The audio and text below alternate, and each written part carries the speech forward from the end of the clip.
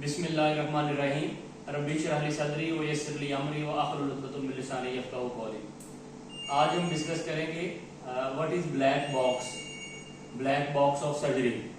Black box का word आपने बड़ा कॉमन सुना होगा। एरोप्लेन के अंदर एक ऐसी डिवाइस होती है जिसका इंटरनल मैकेनिज्म हिडन होता है, मतलब जो उसकी इंटरनल वर्क करने का तरीका वो हिडन है, बॉक्स के अंदर महफूज है, लेकिन वो सारे सिस्टम की या सारे एरोप्लेन के अंदर जो साउंड्स हैं उनकी रिकॉर्डिंग करते हैं। तो ये ब्लैक बॉक्स होता है जो रिकॉर्ड रखता है पूरी फ्लाइट का डाटा। इसी तरह ब्लैक बॉक्स ऑफ सर्जरी है। अब ब्लैक बॉक्स ऑफ सर्जरी क्या चीज है? सारे वो फैक्टर, तमाम वो कंडीशंस जो पेशेंट की सर्जरी के आउटकम को अफेक्ट करती हैं, वो ब्लैक बॉक्स ऑफ सर्जरी कहलाता है। अब ब्लैक बॉक्स ऑफ सर्जरी जो है उसको हम 3 कैटेगरीज में डिवाइड करते हैं समझने के लिए। नंबर 1 कैटेगरी है पेशेंट फैक्टर, नंबर 2 कैटेगरी होगी सर्जिकल फैक्टर, और नंबर 3 कैटेगरी होगी इंस्टीट्यूशनल फैक्टर। इंस्टीट्यूशन या जो जिस अदारे में आप काम कर रहे हैं उस अदारे के फैक्टर्स। अब पेशेंट फैक्टर कौन से हैं और कैसे पता चलेगा कि इस मरीज का आउटकम जो है वो अच्छा नहीं होगा? पेशेंट फैक्टर्स के अंदर हिस्ट्री, एग्जामिनेशन ऑफ पेशेंट और उसकी जो कोमॉर्बिड कंडीशन है। अब एक पेशेंट जो बहुत ज्यादा ओबीज है, जिसमें रिस्क फैक्टर्स हैं, शुगर उसकी अनकंट्रोल्ड है, डायबिटीज अनकंट्रोल्ड है, हाइपरटेंसिव है, उसकी पुरानी सर्जरीज बेशुमार हुई हुई हैं, उसको कोई सीवीए का एलिमेंट है, उसको कोई कार्डियक एलिमेंट उसके अंदर मौजूद है, तो इस तरह के पेशेंट का आउटकम जो है वो वर्स होने के चांसेस है। ठीक है ना? उसको कोई अस्थमा का मसला हो गया या कोई ऐसी कंडीशंस हैं जो उसके ऑपरेशन के बाद की कंडीशन को इफेक्ट करे, तो ये patient factor black box category 1 के अंदर आएंगे जो इफेक्ट करेंगे पेशेंट का आउटकम। ठीक है जी।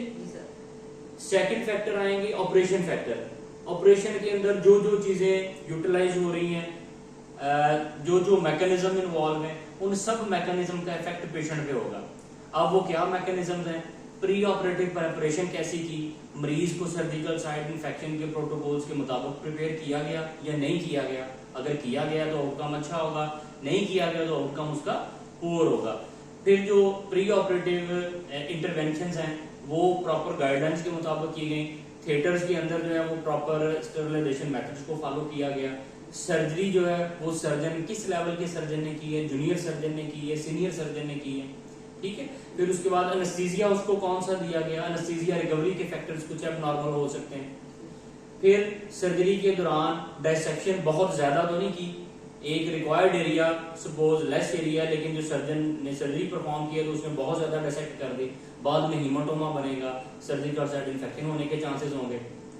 फिर सर्जन की प्रेफरेंस क्या है, उसने ड्रेन्स रखे हैं, कितने ड्रेन्स यूज किए हैं, या enhance recovery after surgery programme को फॉलो करने वाला सर्जन है। अगर वो सर्जन है जो इलाज प्रोटोकॉल्स को फॉलो कर रहा है, उसके पेशेंट का आउटकम बड़ा अच्छा होगा।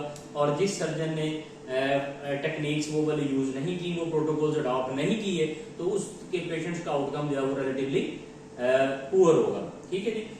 उसके बाद हम ये देखेंगे कि उसको ड्रेन्स, ट्यूब्स, एनजी ट्यूब्स कितनी देर के लिए रखी हैं या नहीं रखी, आइदर इट वाज इंडिकेटेड और नॉट। और पेशेंट्स की पोस्ट ऑपरेटिव केयर कैसी की गई है, उस पोस्ट ऑपरेटिव केयर के अंदर उसको एंटीबायोटिक्स कैसी दी हैं, उसके ड्रेसिंग करने का क्या मैकेनिज्म। तो तमाम वो फैक्टर जो ऑपरेटिव डिसीजंस से स्टार्ट होके पोस्ट ऑपरेटिव एरिया तक जाएंगे, वो सब के सब पेशेंट के पोस्ट ऑपरेटिव आउटकम को इफेक्ट करेंगे। उसके बाद आएंगे इंस्टीट्यूशनल फैक्टर्स। ठीक है। सर्जरी किस सेटअप पे आप परफॉर्म कर रहे हैं, वो सेटअप किस कैटेगरी का है, कैटेगरी 1 है, 2 है, 3 कैटेगरी है, उस हॉस्पिटल्स की कौन सी गाइडलाइंस हैं, उन गाइडलाइंस के अंदर प्रोफिलैक्टिक एंटीबायोटिक्स का है रिकमेंडेशन या नहीं है, कौन सी एंटीबायोटिक्स हैं जो उस हॉस्पिटल के पैनल पे हैं। फिर हॉस्पिटल्स का स्टाफ कैसा है। ठीक है जी। फिर हॉस्पिटल्स की जो पोस्ट ऑफ केयर की टीम है वो कितनी ट्रेंड है, वो persons either they are trained और नॉट, नंबर ऑफ पर्संस कितने हैं, जो पोस्ट ऑपरेटिव ड्यूटीज पे अपॉइंटेड लोग हैं वो किस लेवल के हैं, they are trained, they are well trained or not.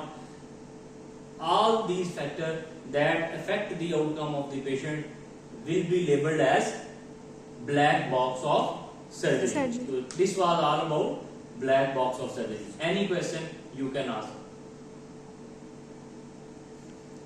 Thank you very much.